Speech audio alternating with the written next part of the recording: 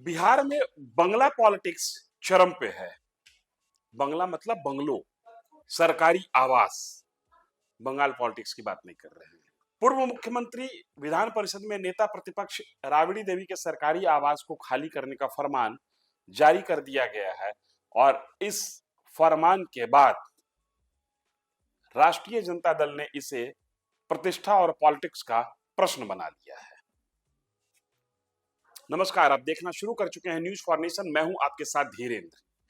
क्या कभी आप सोचे हैं कि ये जो नेता होते हैं ये अपने सरकारी आवास को खाली क्यों नहीं करना चाहते? जब ये पता होता है कि ये जो आवास है ये बपौती नहीं है, ये उनका निजी आवास नहीं है, ये सरकारी आवास है और नियम के तहत अगर आप उसके हकदार नहीं हैं तो आपको छोड़ना होगा। अगर हकदार न होने के बावजूद आप उस पर बने हुए हैं तो ये गलत है और सरकार की मेहरबानी है। सरकार नहीं चाहती कि आप उस जिसके हकदार आप ना हो उसका वो चीजें आपको प्राप्त हो, तो आपको छोड़ना होगा। लेकिन नेताजी मानते नहीं। राबड़ी देवी के सरकारी आवास 10 सर्कुलर रोड को खाली करने का नोटिस भवन निर्माण विभाग ने दे दिया है। कहना है कि जितना बड़ा ये बंगला है उसके लिए आप इंटाइटल्ड नहीं है, आपको दूसरा बंगला दिया जा रहा है जिसके आप हकदार हैं। 2005 अक्टूबर चुनाव में राबड़ी देवी हार गई थी। हालांकि 2005 के फरवरी चुनाव के बाद से ही बिहार में राष्ट्रपति शासन था, बावजूद इसके अक्टूबर तक नीतीश कुमार बतौर सीएम स्थापित नहीं हुए थे।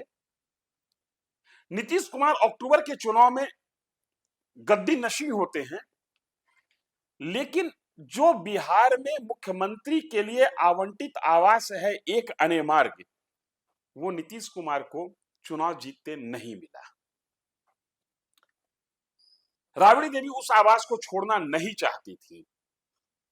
उस समय भी हो हुज्जत हुआ, थोड़ा तमाशा हुआ, थोड़ी राजनीति हुई और फिर 2006 में वो बंगला वो खाली कर दी। उस बंगले को खाली करने के बाद जो आवास उनको आवंटित हुआ उसका पता है 10 सर्कुलर रोड। और तकरीबन 20 साल से बिहार में राष्ट्रीय जनता दल की राजनीति अपने सरकारी कार्यालय से कम 10 सर्कुलर रोड से ज्यादा चल रही है।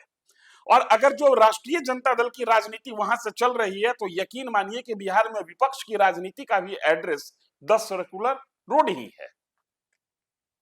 लेकिन सरकार 2025 की जो नई सरकार है वो सरकार चाहती है कि ये एड्रेस अब बदल जाए। सरकार सरकार है, मानना तो पड़ेगा। लेकिन राष्ट्रीय जनता दल के बड़े नेताओं ने कहा कि ये लालू प्रसाद यादव को, राबड़ी देवी को अपमानित करने की कोशिश है। इसके लिए हम राजनीति के किसी भी हद तक चले जाएंगे लेकिन बंगला खाली नहीं करेंगे। लिहाजा आने वाले दिनों में ये बंगला राजनीतिक मुद्दा बनेगा, इसमें कोई शक नहीं है। लेकिन हम इस बात की पड़ताल करने निकले हैं कि आखिर ये राजनेता लोग बंगला खाली करना क्यों नहीं चाहते। याद कीजिए 2015 लालू प्रसाद यादव के साथ मिलकर नीतीश कुमार चुनाव लड़े थे और तेजस्वी यादव पहली बार चुनाव लड़े थे अपने जीवन में। और चुनाव लड़ते ही ये गठबंधन, जो कि उस समय महागठबंधन कहा जा रहा था, वो भारी बहुमत के साथ सरकार बनाने का दावा करती है और तेजस्वी यादव उप मुख्यमंत्री होते हैं। 5 देश रत्न मार्ग उप मुख्यमंत्री के लिए उस समय आवास तय किया गया। 2017 में बिहार की राजनीति एक बार फिर करवट लेती है। नीतीश कुमार पलट जाते हैं, बीजेपी के साथ चले आते हैं। अब जो उप मुख्यमंत्री के नाम पर आवंटित बंगला है वो उस उप मुख्यमंत्री को मिलना चाहिए जो नई सरकार का हिस्सा है, जो भाजपा की ओर से है। लेकिन तेजस्वी यादव बंगला खाली करना नहीं चाहते हैं। आपको याद होगा सुशील कुमार मोदी घूम घूमकर उस बंगले का जितना वीडियो हो सकता था वो बनवाए, बयान दिए, राजनीतिक प्रयास किया, प्रशासनिक प्रयास किया, लेकिन मामला निपटा न्यायालय के हस्तक्षेप के बाद। तेजस्वी यादव कोर्ट चले गए और कोर्ट ने कहा कि आप बंगला खाली कीजिए। खाली करना पड़ा। थोड़ा सा उसके और समय की सुई को थोड़ा और पीछे लेकर चलते हैं। 2014 का लोकसभा चुनाव हारने के बाद नीतीश कुमार अपने वादे के अनुसार, अपने सार्वजनिक बयान के अनुसार जीतन राम मांझी को बिहार का मुख्यमंत्री बना देते हैं और खुद मुख्यमंत्री की कुर्सी का त्याग कर देते हैं। लेकिन 2015 आते आते राजनीति कुछ फिर बदलती है और जीतन राम मांझी को हटाकर नीतीश कुमार मुख्यमंत्री बनना चाहते हैं। जीतन राम मांझी मुख्यमंत्री का बंगला खाली करना नहीं चाहते। फिर एक बार बंगला विवाद के केंद्र में आ गया। किसी तरीके से जीतन राम मांझी ने बंगला खाली जरूर किया, लेकिन बंगला खाली करने के बाद और नीतीश कुमार के उस बंगले में एक मार्ग में घुसने के पहले जीतन राम मांझी ने कहा कि मैं चूंकि दलित हूं और दलित मुख्यमंत्री आवास में रह चुका है मुख्यमंत्री की हैसियत से, इसलिए नीतीश कुमार उस बंगले में जाने के पहले उसका शुद्धिकरण करा रहे हैं। यहां भी राजनीति ने रास्ता खोज लिया।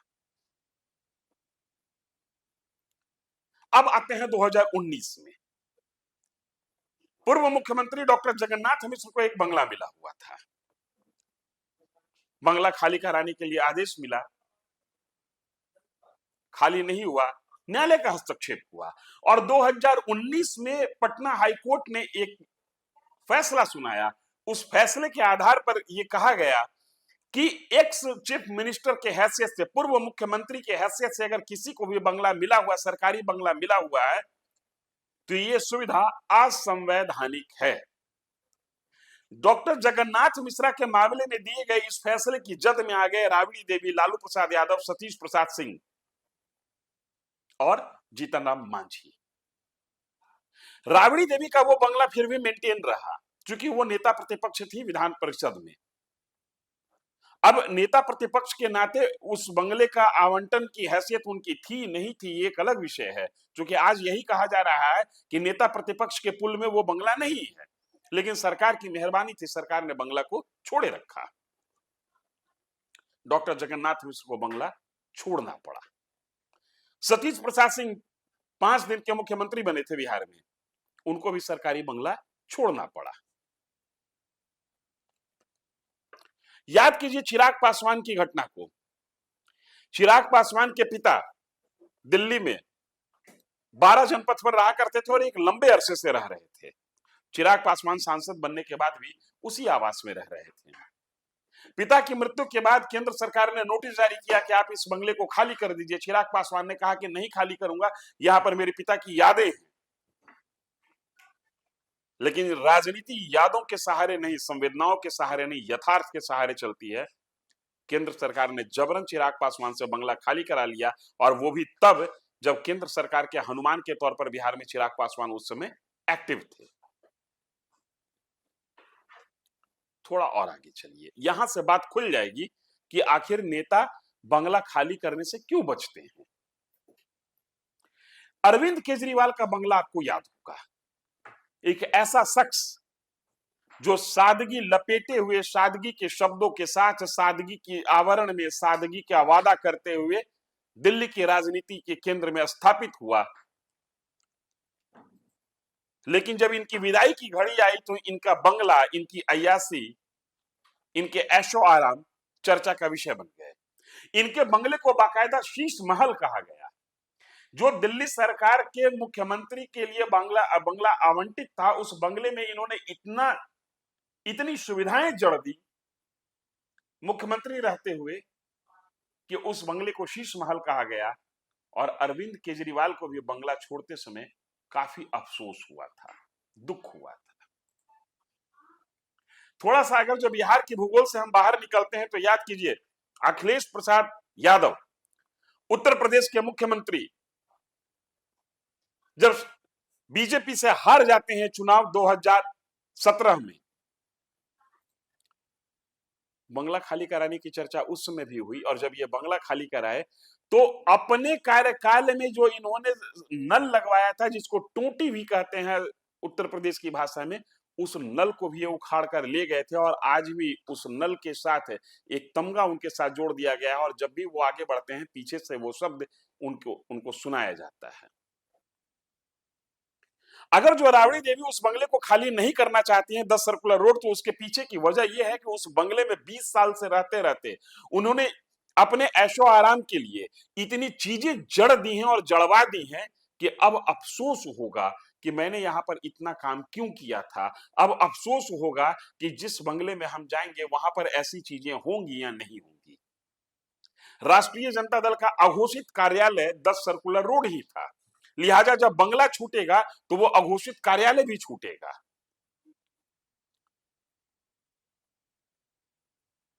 वो गार्डन भी छूटेगा जिस गार्डन में राबड़ी देवी और लालू प्रसाद यादव कभी शौक से फूल पत्ती और फल और सब्जी उगाया करते थे।